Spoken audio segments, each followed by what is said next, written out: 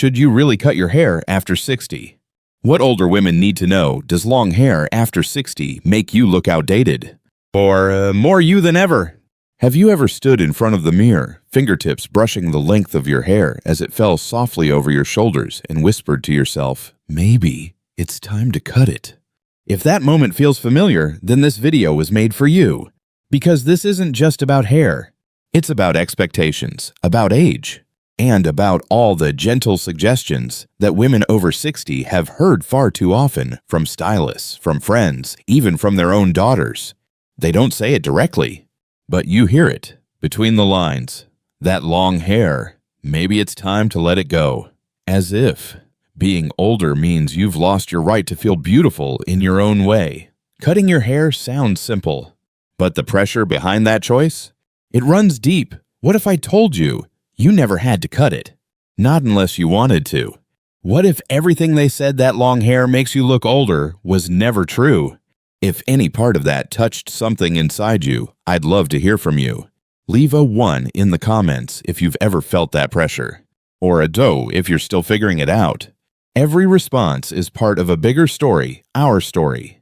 Because to understand this, we need to go back to where the belief began.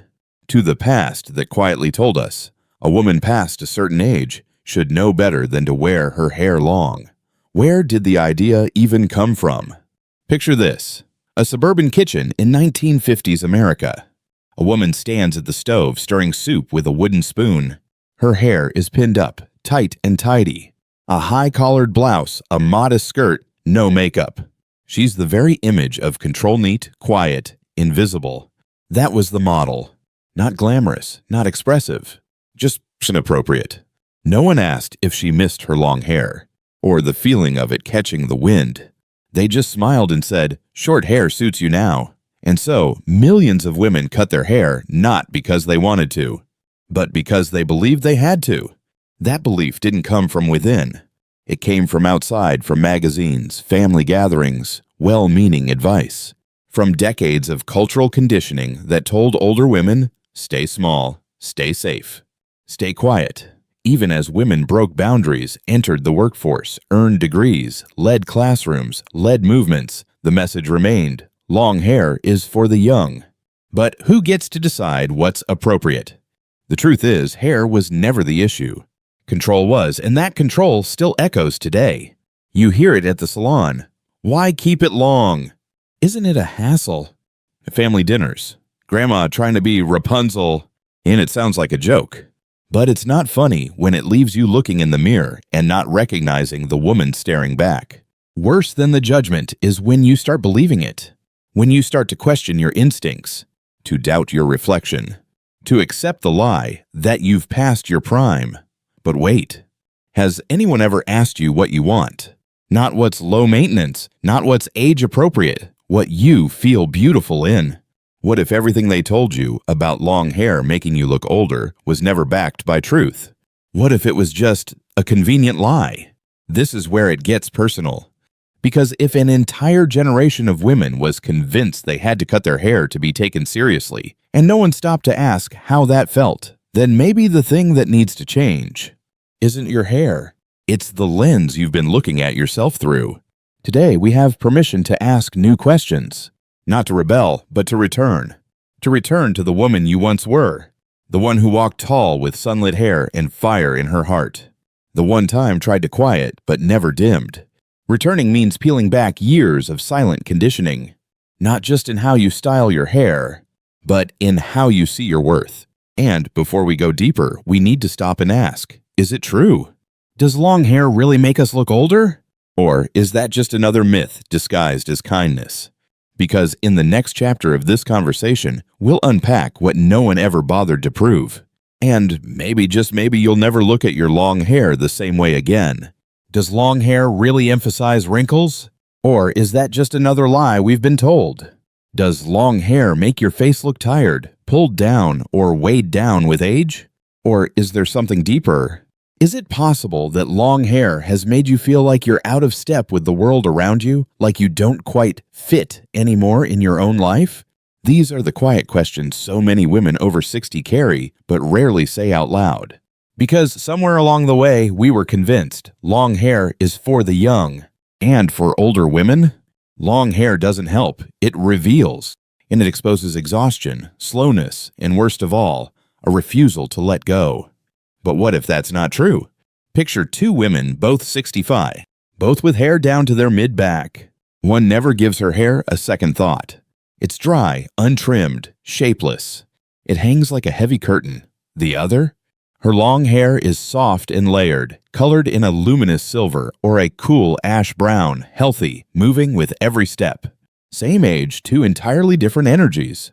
One draws you in, makes you want to ask, "What's your secret?" And the other fades quietly into the background. So here's the real question. Is it the length that makes you look older or the lack of care? Many stylists are clear about this. Long hair is not the problem. Lifeless hair is. Dry, tangled, shapeless hair, regardless of length, drains your energy. It's like wearing a beautiful dress that's wrinkled, ill-fitting, and forgotten in the back of the closet. The issue isn't how long it is. The issue is whether you've stopped treating it like it matters. Dr. Maria Ellis, a dermatologist and aging hair researcher, once said, "Hair over 60 should be treated like skin. It needs moisture, room to breathe, and regular trims to keep its shape and softness. Long hair doesn't age you. Neglected hair does. And here's the truth no one talks about. A well-tended long hairstyle can actually make you look younger. Why? Because it frames the jawline gently. It softens the neckline. And when layered properly or lightly curled, it moves with grace, creating a visual softness that draws attention away from fine lines and back to your natural glow. Look at women like Jane Seymour, Andie MacDowell, or Meryl Streep in recent years. They still wear their hair long, sometimes very long, but they don't do it to look young. They do it because it feels like them. Serene, light-filled, free. So pause for a moment, just a few seconds, and ask yourself, have I ever judged my own hair just because someone told me it made me look older? Because maybe you're standing at a quiet crossroads. On one side, the expectations of society. On the other, how you truly feel when you run your fingers through your own hair. Here's the truth, when your hair still catches the light, when it still sways softly in the breeze as you walk. That's not just hair, that's your story still being told. Quietly, powerfully. Hair isn't just appearance, it's presence, it's energy, it's memory. A soft, shining strand, whether silver or brunette, is proof that you're still here, still caring, that you haven't given up on beauty. That age hasn't dimmed your light, it's deepened it. And honestly, that's what makes people stop and say, "You look amazing." Not the cut, not the trend, but the care. Because lifeless hair, whether short or long, sends a very different message. It whispers, "I've stopped choosing myself." I once met a woman named Eleanor. She was 68. She told me, "I cut my hair short because everyone told me I should. But I never felt like myself again. Until I let it grow back soft silver waves, a gentle curl at the ends. That's when I finally saw me again." And here's what's most beautiful. Since then, she never went back. Not out of rebellion, but because she remembered her hair wasn't separate from her. It was her. So if you're still wondering, does long hair make me look older? And remember this, it's not the length of your hair that ages you. It's when you stop enjoying the act of taking care of yourself. That's when the sparkle begins to fade. And if your hair still makes you smile as you brush it each morning, keep it. Whether it's short or long, doesn't matter. What matters is that you still see yourself in it. Because sometimes, beauty isn't for others to notice. It's for you to remember. And memories, that's where we go next. Because in the next part of this story, you'll discover that your hair isn't just about now. It's about everything it's been through with you. Sometimes, c'est vrai, we wear it long, not to be beautiful, but to come home to who we are. Your hair isn't just keratin. It's time. It's memory. It's you. Long hair isn't just made of strands. It's made of years, of memories, of your first summer love wearing a white sundress with your hair dancing in the wind, of your mother's hands brushing it out each night when you were still a little girl who didn't yet know that growing up sometimes means letting go of the parts you loved most. For women, long hair isn't just a look. It's a lifeline, a quiet way to keep a piece of our past close.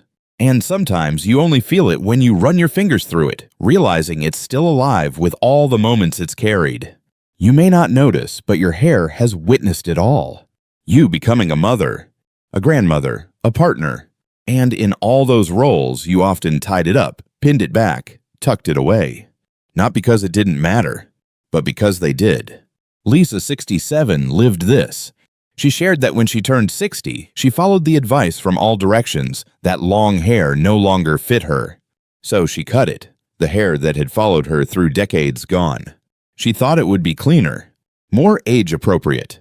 But just weeks later, she began to feel empty, not because of how she looked, but because of what she lost. A part of herself, a piece of identity snipped away with no ceremony. It felt like I was fading myself out, she told me. I looked in the mirror and saw someone reasonable, but not radiant. Then one day, no dramatic reason, no defining moment, Lisa let her hair grow back. Little by little. Shoulder length, then longer. She added soft waves at the ends, nourished it with natural oils, and let the silver glow through. Not to look young, but to feel whole again. For the first time in years, Lisa said, I felt lighter. Not because I looked better, but because I finally felt seen. And Lisa's story, it's not rare. Thousands of women across the U.S. have shared this same quiet rediscovery. That long hair helped them reconnect with a deeper femininity, the part that was hidden, muted, softened for the sake of motherhood, marriage, caregiving. That feminine self they once celebrated in youth, later told to quietly pack it away. But why pack it away? Why, as we grow older, are we expected to simplify everything? Who decided that older women shouldn't be free to show up with presence, with story, with a style that still speaks? Long hair, for many, is a voice. Not loud, but strong. It says, I never disappeared. I've just been busy taking care of everyone else. And now, I want to ask you a question, one that might stop you in your tracks. Are you wearing your hair for you or to make others more comfortable with how they see you? Because this is the turning point, where hair stops being a style and starts becoming a statement, a soft declaration to the world. I am not defined by numbers. I am defined by how deeply I still connect to myself. Long hair is not rebellion, it's return. To the girl inside you, the one who once stood in the golden hour sun, smiling sideways at the sound of, your hair looks beautiful. And the most beautiful truth? That part of you, the softness, the spirit, it never left.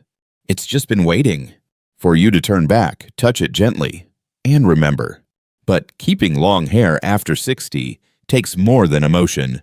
It takes knowing yourself, what shapes suit your face, what care your hair truly needs to stay soft and alive. That's why, in the next part of our journey, we'll shift just a little from inner feelings to outer care, from memory to maintenance. Because your long hair isn't just your past, it's also your present. And it can be part of your future. If you treat it like the living, radiant part of you, it truly is. The secret to making long hair feel fresh, feminine, and you after 60, let's be honest, not every woman looks her best in long hair. And that's perfectly okay. Because beauty was never about length, it's always been about alignment. Long hair isn't a magic pass to youth. It only works its magic when it's chosen with intention, with the right cut, the right shape, the right connection to your unique face. You've probably seen it before. Another woman beside you, same age, same long hair, but she glows and you find yourself wondering, why doesn't mine feel like that? And the answer is always in the details, in how the layers frame her face, in how the strands move, in the color tone that complements her skin, in the texture that speaks softly but clearly about how she cares for herself. For rounder faces, long straight hair or blunt cuts at the chin can sometimes make the face appear wider. But a few soft layers on each side, or gentle waves starting from the cheekbones down, and suddenly the eye flows downward, the look feels more sculpted, more graceful. And if you're thinking, but I'm not great at styling my hair, remember this, you don't need a salon finish every day. You just need hair that moves with you. For longer or slimmer faces, poker straight hair can make the features feel stretched. But add a light fringe or soft curls at the ends, and you'll find a sense of harmony that keeps everything feeling full but still elegant. Now let's talk about thin hair, something many women face after 60. This is where mistakes are often made. Keeping it long and flat only highlights the issue. But here's a beautiful truth. Fine hair can actually look fuller than thick hair when styled with the right touch. Add layers, add subtle highlights, use color to create depth and shape. You don't have to cut it short, you just need to treat it like the fine silk it is. And if you've got natural curls, don't fight them. Don't flatten them into someone else's idea of beauty. Let them breathe. Let them be. Curls that fall just to the chest carry enough weight to feel refined, not frizzy. And with the right leave-in oil, every twist becomes a signature, a soft fingerprint of your personality. There's an image many stylists agree on. A woman over 60 with long, softly layered, luminous hair that moves as she walks. She always feels graceful, confident, and authentic. She's not trying too hard. She's not pretending to be younger. She's simply chosen well and let her hair tell the rest of the story. Long hair after 60 doesn't need to shout. It just needs to flow the right way. And suddenly, people turn to look. Not out of surprise, but out of quiet admiration. And, more importantly, you'll turn to the mirror and smile. But here's the part no one tells you. That glow you see? That softness and movement? It doesn't come just from the cut. It comes from care. From daily, quiet attention. Not just on the surface, but from deep within. And that's exactly where we're going next. Because if you want your long hair to stay healthy, radiant, and alive, not just look beautiful for a moment, but live with you for years to come, then the next step is learning how to nourish it like the living, breathing part of you that it truly is. Because beauty that lasts is beauty that's cared for. And long hair, it's not just your past, it's your present. And if you choose it, it can be part of your future too. We're not 25 anymore, but that doesn't mean we stop showing up. Hair doesn't grow like it used to. It's not as thick, not as quick to shine after a simple brush through. But that doesn't mean we give up. It doesn't mean we sit back and blame time for every strand that thins, every softness that fades. Truth is, caring for long hair after 60 isn't nearly as hard as you think. And no, it doesn't take expensive products or exhausting routines. What it does take is patience and a little bit of tenderness toward yourself. Let's begin with the basics.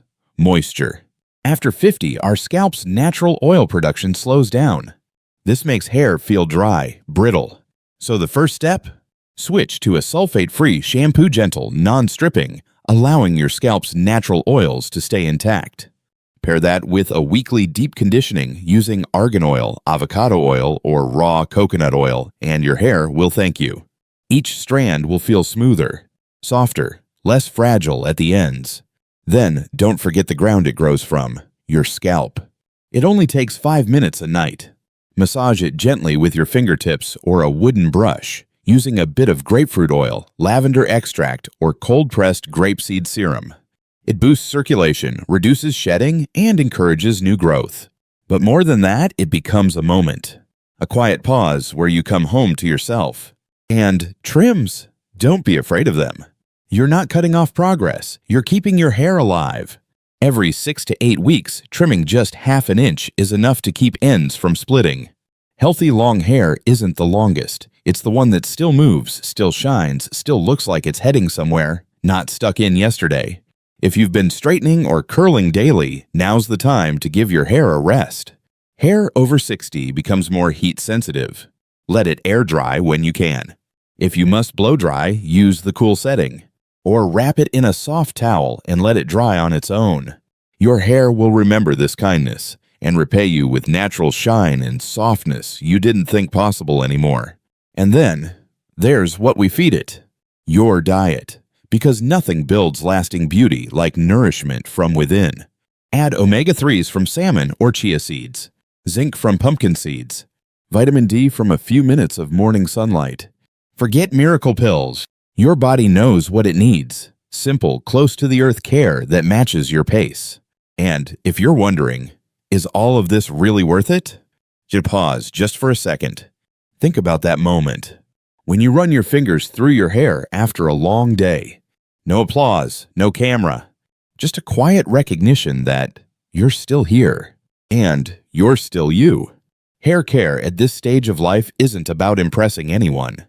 It's about this, looking in the mirror and not seeing something time took from you, but something you chose to keep. And maybe your biggest inspiration won't come from a product or a salon. Maybe it comes from the women who refuse to let go of their long hair because it wasn't just hair. It was part of their identity. 3 women, 3 stories. One truth, Eleanor, 72, Oregon. She lives in a small wooden cabin tucked deep in the pines, an hour from the nearest town. Every morning, she brews peppermint tea, opens the window, and brushes her silver hair down past her back. I don't keep it long to feel younger, she says, her voice soft as mist. I keep it so I don't forget who I used to be. Eleanor spent nearly 40 years with short, practical hair as an art teacher. She thought it looked more professional, but when she retired, she let it grow. And what she discovered was something no textbook ever taught her. Every strand, she said, was like a silent journal entry, a record of all the versions of herself she'd ever been. I'm not growing it to go back, she said. I'm growing it to remember I've never left. Lisa, 67, North Carolina. After retiring from law, she packed away every tailored dress, every pair of heels, and let her hair down. Literally, not in a flashy way. Just a gentle wave, long enough to kiss her back, colored in deep chestnut, gradually fading into silver. I don't live for appropriate anymore, she told me. I don't grow my hair to fight age. I grow it to accept it on my terms. She doesn't hide her grays. She honors them. They don't make me sad, she said. They make me feel powerful. Because I'm not covering them. I'm owning them. For the first time in years, Lisa saw a woman in the mirror who smiled, not because someone said she looked good, but because she knew. She was finally living by her own design. Janine, 75, California. Her hair flows like a river of silver gently curled, always braided behind her neck. Her grandkids call her the Silver Fairy, like something out of a storybook. People ask her, why not cut it? Wouldn't that be easier? She smiles. Easier, maybe. But I didn't come this far to live easy. I came to live true. Janine lost her husband in her early 50s. And for a full year, she didn't cut her hair. Every time I brushed it, she said, I reminded myself, I'm still here. Some called her outdated, stubborn, but Janine knows the truth. She's simply living as herself. She wears no makeup, uses no anti-aging cream, and yet, when she enters a room, people turn. Not because of her hair, but because of her presence. That hair doesn't just decorate her, it defines her. And maybe that's what this whole conversation has been about. Long hair isn't resistance. It's remembrance. It's the quiet courage to keep what once made you feel alive. The whisper you tell yourself each morning, I'm still here. I'm still whole. And I won't let anyone else decide that for me. Because in the end, true beauty isn't about what you've cut away. It's about what you've had the courage to keep. Hair isn't just something you tie up each morning. It's how you tell your story. Every strand holds a memory. Every style is a way you choose to see yourself, not through the lens of age, but through the soft gaze of wisdom.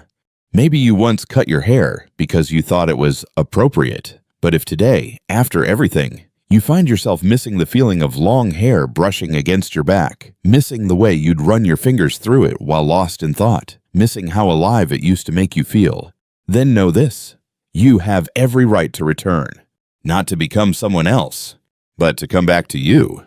If any part of this video made you feel seen, leave a comment, or simply basically take this video to your stylist and say, I don't want to look younger. I just want to look like me today. Elegance is not about being noticed. It's about being remembered. Giorgio Armani.